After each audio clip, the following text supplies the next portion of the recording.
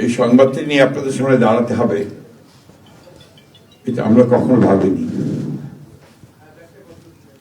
আমরা এবারও আশা করছিলাম ঠিক আগের মতোই আবারও তিনি সুস্থ হয়ে উঠবেন।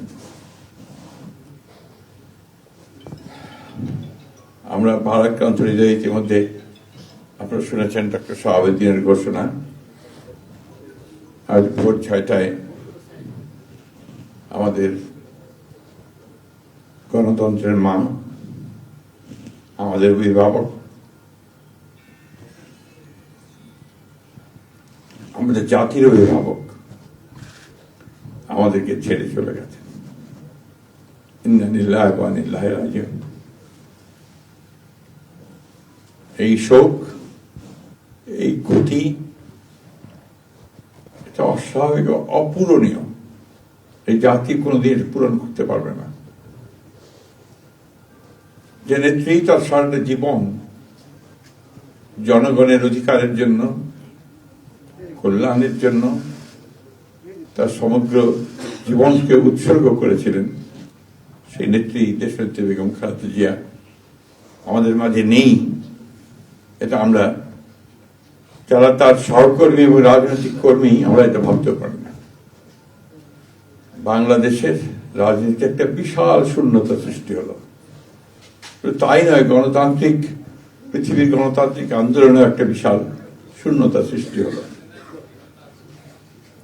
আমরা দলের পক্ষ থেকে আমাদের ভারপ্রাপ্ত চেয়ারম্যানের অনুমতিক্রমে আমরা দলের কিছু কর্মসূচি নিয়েছি।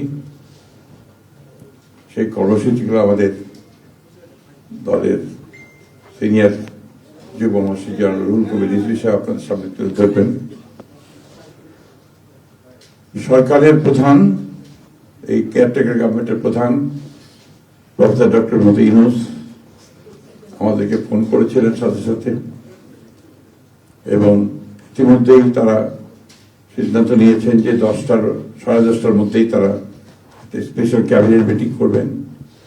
সেই ক্যাবিনেট মিটিংয়ে তারা দেশনেত্রী বেগম খালেদা জিয়ার যে শেষ কাজগুলো, তা জানাজা, তার দাফন, তাকে রাষ্ট্রীয় মর্যাদায়